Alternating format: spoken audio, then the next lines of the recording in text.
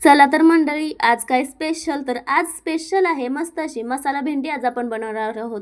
कशी बनवायची ते मी डिटेलमध्ये सांगते आणि यासोबत शेवटी एक खास टिप मी तुम्हाला देणार आहे, जी पाहायला विसरू नका. कशाबद्दल आहे ती शेवटी सांगते, पण खरंच खूप खूप खूप जास्त इम्पॉर्टंट आहे, त्यामुळे व्हिडिओ शेवटपर्यंत बघा, कुठे स्किप करू नका. चला तर मग करूयात व्हिडिओवर सुरुवात. तर हाय हॅलो नमस्कार, मी क्रांती आणि तुम्ही पाहत आहात क्रांतीज ब्लॉग. तर आज आपल्या क्रांतीज ब्लॉगमध्ये बनणार आहे मसाला भेंडी. चला कशी बनवायची ते सांगते. पहिल्यांदा काय करायचं, ही जी भेंडी आहे ती छान अशी धुवून घ्यायची. एक सुक्या कापडावर थोडा वेळ ठेवून घ्यायची आणि छान अशी सुक्या कापडावर ठेवून मग ती पुसून घ्यायची. भेंडी एक गोष्ट नेहमी लक्षात ठेवा, कापल्यानंतर भेंडी धुवायची नसते, म्हणून भेंडी पहिल्यांदाच धुवून छान पुसून घ्यायची.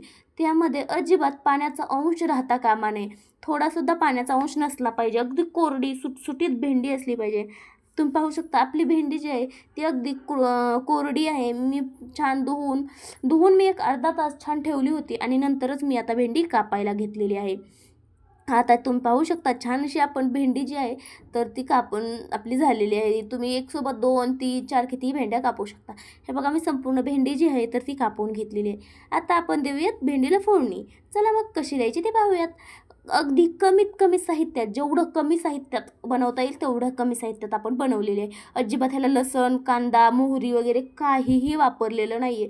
डायरेक्ट आपण काय केलं, तेल टाकलं, तेल छान कडकडीत गरम होऊ दिलं, जिरे टाकले, जिरे छान फुलू दिले आणि लगेच आपण त्यामध्ये भेंडी घातली. तुम्ही पाहिलंच असेल, यामध्ये काही घालायची गरज नाही आहे. कांदा घालायचा नाही आहे, लसण घालायचं नाही आहे, कुठं टोमॅटो, काहीच गरज नाही आहे. अगदी सिंपल अशी साधी सोपी. तुम्हाला मी मागेही म्हणलं होतं, काही काही भाज्या अशा असतात ज्या अगदी कमी साहित्यात जर केले ना तरच खायला एकदम चविष्ट लागतात. त्यातलाच हा एक प्रकार आहे म्हणजे मसाला भेंडी. मी भेंडी फ्राय बनवला आहे, दह्यातली भेंडी, भरपूर भेंड्या ज्या आहेत तर त्या मी बनवून अपलोड केलेले आहेत.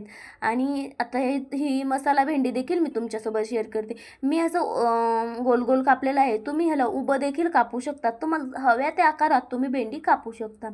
आणि याच्यानंतर मी अजून एक भेंडीचीच रेसिपी अपलोड करणार आहे, ती म्हणजे भेंडीचा ठेचा मी अपलोड करणार आहे. त्यामुळं व्हिडिओ पाहायला विसरू नका.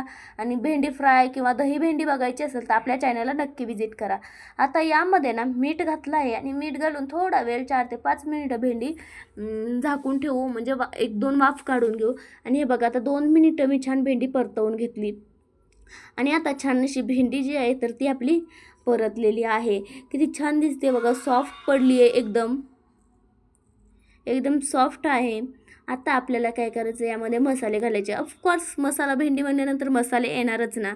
चला मग पाहूयात मसाले काय काय टाकायचे.